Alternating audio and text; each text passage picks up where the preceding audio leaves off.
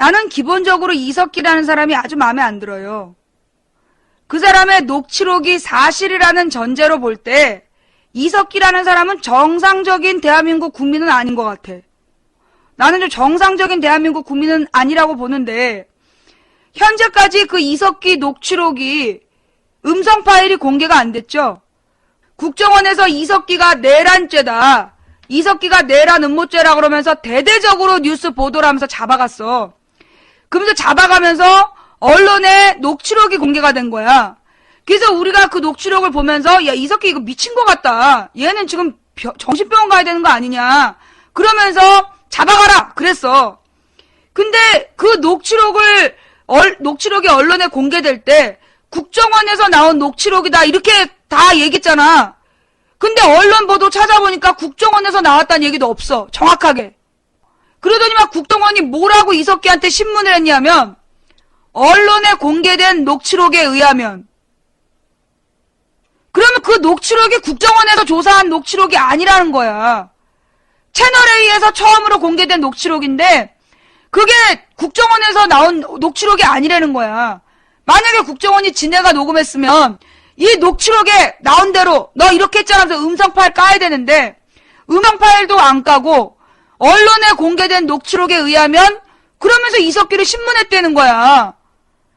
그런데 그거 말고 막 이석기네 집과 국회의원 사무실에 압수했잖아. 압수했다가 돌려줬어. 뭘 돌려줬냐? 쿠쿠 전기밥솥 사용설명서. 나는 무슨 그 암호 해독 그 책인 줄 알았어. 쿠쿠 전기밥솥 사용설명서 거기에 무슨 암호가 적혀 있었나? 그냥 아무거나 막 들고 갔단 얘기지.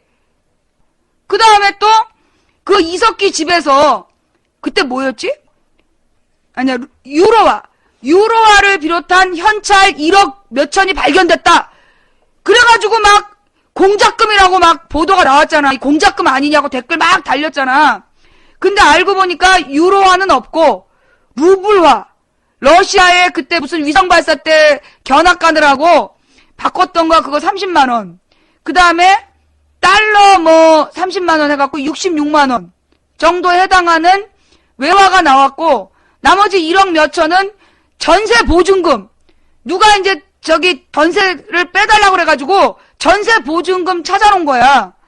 그런데 그 돈을 가지고 유로화를 포함한 현찰 1억 몇천이 나왔다 그러면서 그렇게 지랄했는데 그리고 나중에 변호사가 막 그 전세금을 안 주면 그 세입자가 막 고소한다. 그러니까 그건 압수품에서 돌려달라고 막 그것도 신청하고 막 개망신. 그래서 현재까지 이석기에 대해서 뉴스가 없어. 이석기를 내란죄로 잡아갔으면 내란죄 뭐 증거가 좀 나온다든가 보도가 나온다든가 그래야 되잖아. 도대체 이석기 잡아간 게 지금 2달째인데 왜 아무 뉴스가 없냐고. 이석기 간첩 증명 뭐가 나와야 되는 거 아니야 지금쯤은? 내란 음모를 했다며. 아로 조직을 만들어가지고 내란을 음모했다 그러면서 그렇게 떠들었는데 아로라는 조직은 나중에 그 고소가 안 됐어 지금?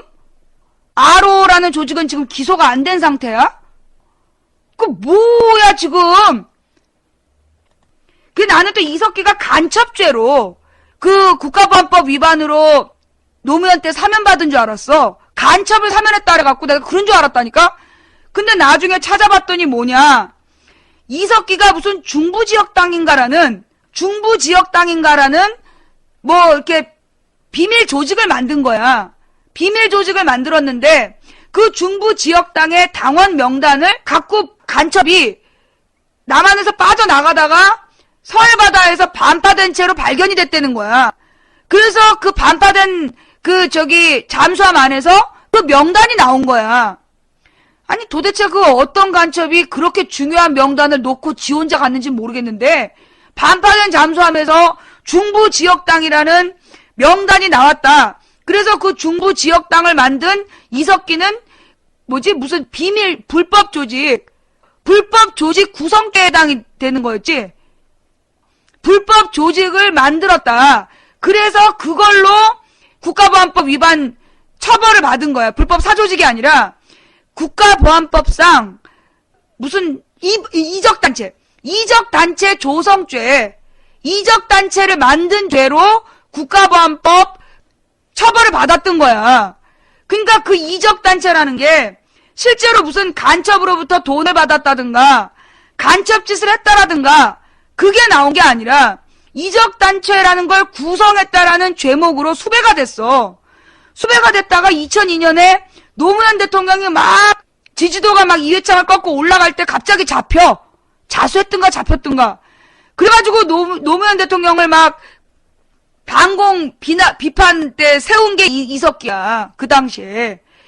그리고 나서 재판을 했는데 노무현 정부 때 유죄 판결을 받아요. 유죄 판결을 받아갖고 형을 살았어. 형을 살았는데 그때 노무현 대통령 때 문제가 뭐였냐면 박근혜였어. 2002년에 박근혜가 북한을 방문하는데 김정일을 만난다는 걸 국가에 사전 보고를 안 했어요. 그때 무슨 통일교 쪽 사람들하고 누가 주선을 해가지고 박근혜가 무슨 뭐 한유럽 무슨 이상한 야리꾸리한 단체 대표를 하면서 북한에서 초청을 받아가지고 북한을 갔어. 근데 김정일을 만난다는 걸 사전 신고를 안 했어. 그리고 난 다음에 박근혜가 김정일을 만나가지고 회담을 하는데 그 자리에서 김정일이가 김대중한테 전화를 걸어서 판문점을 통해 내려가게 해달라고. 그러니까 김대중 대통령이 그때 햇빛 정책 때였잖아. 햇볕 정책. 그래서 좋다. 허락을 해준 거야. 박근혜가 그래서 쪼쪼쪼쪼 내려왔어. 그 다음에 김정일이랑 무슨 얘기를 했는지 모르겠는데 그 2002년 5월 10 며칠경에 북한을 갔다 오고 그로부터 한 달 보름 만에 연평해전이 터지는 거야. 연평해전이. 그러니까 박근혜가 김정일을 약을 올렸는지 뭔 얘기를 했는지 박근혜가 갔다 온 다음에 그로부터 한 달 보름 만에 연평해전이 일어나요. 그 박근혜가 북한에 갔다 오고 그로부터 한 달 보름 만에 연평해전 터지고 그때가 월드컵 때였어. 월드컵이 한참일 때 이 연평해전이 터지는 바람에 사실은 국가적인 위기였어요. 그때. 외국의 손님들 다 와 있는데 연평해전이 터졌으니 이게 대대적으로 보도가 되면 이건 월드컵을 망치게 되고 남북이 전쟁 위기로 간다라는 보도가 다 나올 수밖에 없는 상황이었어. 그걸 감당하느라고 김대중 정부 똥이 빠진 거야. 그래서 아무 문제 없다. 그걸 보여주기 위해서 외국 정상들 만나러 결승전 날 일본 간 건데 그걸 가지고 연평해전으로 군인들이 죽어갔는데 축구부 구경 갔다. 그랬던 거 아니야. 도대체 박근혜가 북한의 김정일하고 무슨 얘기를 했는지 아직까지 공개가 안 돼 있어. 근데 좌우지간 박근혜가 북한을 갔다 온 다음에 국가보안법을 적용하려면 박근혜도 국가보안법으로 처벌해야 된다는 여론이 생긴 거야. 정치권에서. 왜냐하면 그때가 이제 국가보안법 논쟁이 붙을 때였어요. 그러니까 국가보안법을 없애야 되냐, 폐기해야 되냐 논쟁이 붙은 거야. 그러니까 정청래 같은 사람이 국가보안법을 유지해야 된다라고 한나라당이 주장을 하는데 그럴 거면 박근혜도 국가보안법으로 처벌받아야 된다. 그렇게 얘기가 나온 거야. 그러니까 국가보안법을 폐지해야 된다라는 주장을 하는 과정에서 박근혜도 그러면 국가보안법으로 처벌을 해야 된다. 그 얘기가 나온 거예요. 그런데 새누리당은 기어이 국가보안법은 있어야 된다. 근데 박근혜 처벌에는 반대. 그러니까 법의 형평성의 문제인 거야. 국가보안법이라는 게 누구는 처벌하고 누구는 처벌하지 않으면 문제가 되는 거 아니야. 그래서 그 당시에 이석기 사면이 일어난 거예요. 둘이서 무슨 얘기를 했냐고. 북한이 그렇게 연평해전을 일으킬 만큼 뭔가 화가 나 있으면 그 내용을 정부에다 제대로 보고를 했었던가. 그 희생을 막을 수 있었던 거 아니야. 아무 조치도 안 했던 거 아닙니까? 그 기간 찾아보세요. 박근혜가 북한 간 게 2002년 5월, 그 다음에 연평해전이 2002년 6월. 도대체 무슨 얘기가 오고 갔는지 아직까지도 발표 안 하고 박근혜가 북한에 가서 한 일이 뭐냐?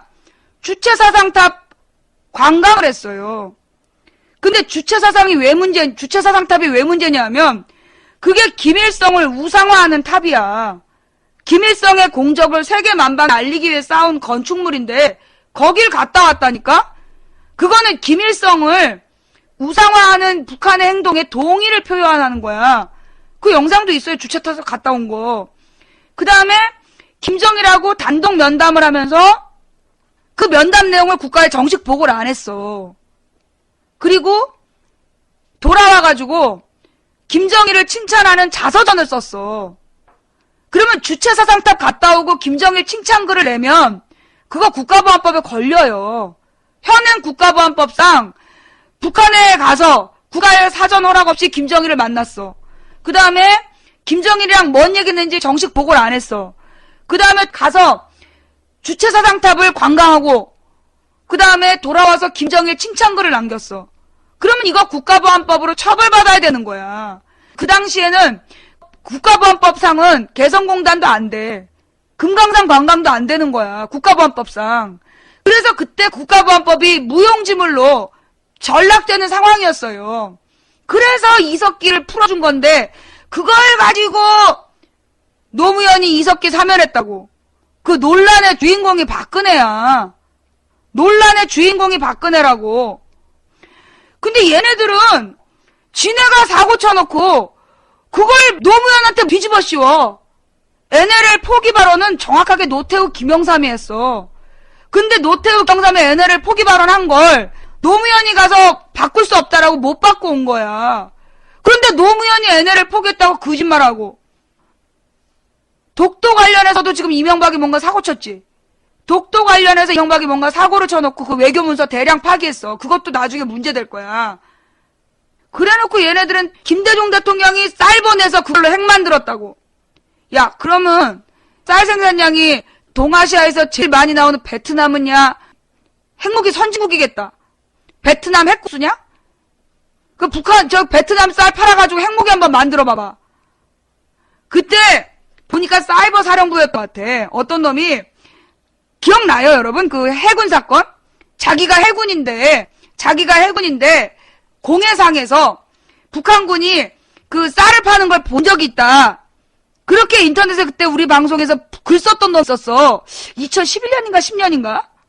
그러면서 이제 그 김대중 대통령이 준 쌀을 공해상에서 쌀을 팔아가지고 그걸로 돈을 모아서 핵무기를 만들었다는 얘기를 이제 막 한 거야, 걔가.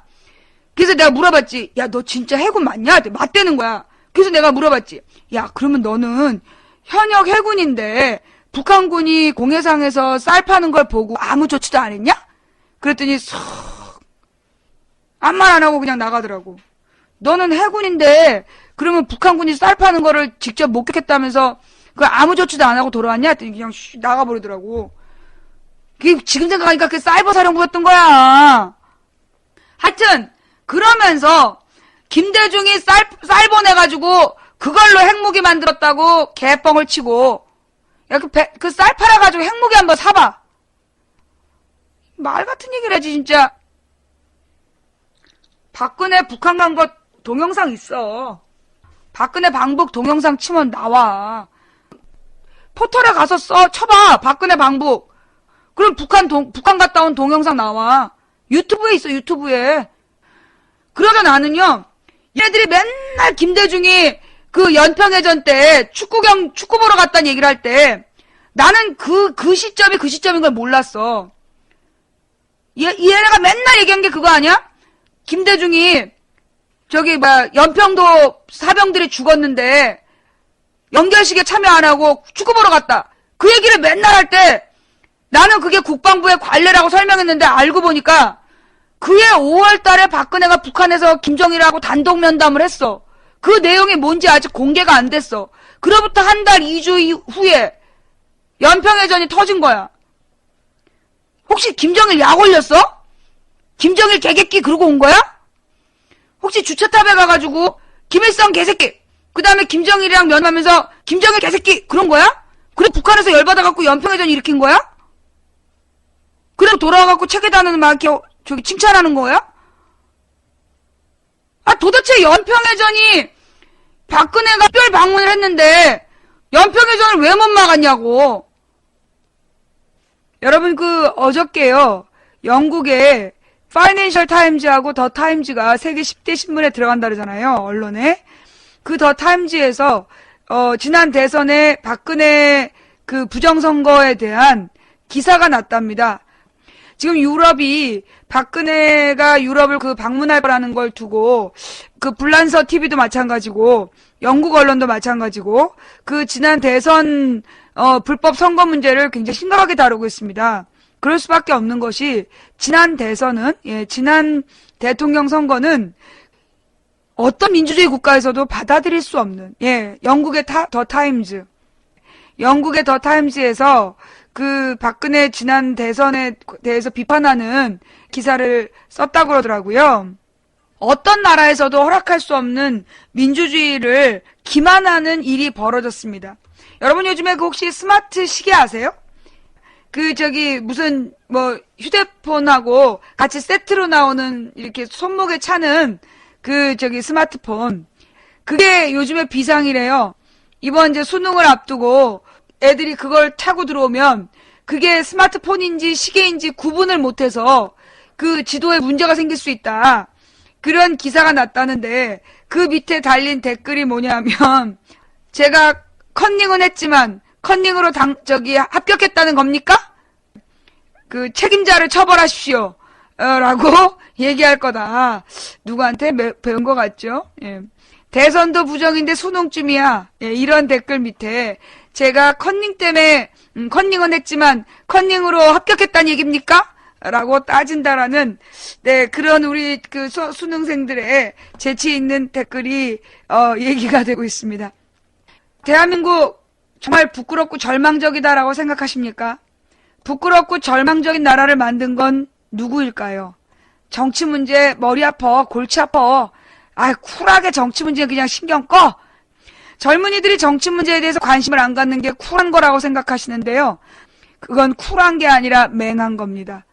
왜 청년 취업이 안 되는지, 왜 연애를 못 하는지, 왜 결혼을 못 하는지, 왜 나만 집이 없는지, 그거 다 잊고 쿨하게 그 클럽 가서 부비부비만 하면 되는 줄 아는 거, 그거 착각입니다. 그거 정치에 관심이 없는 젊은이는 쿨한 게 아니라 맹한 거다. 오늘 망치 부인이 드리고 싶은 말씀이에요. 함께 해주신 모든 분께 감사드립니다. 추천해주신 2162분께 감사드리고요. 끝까지 시청해주신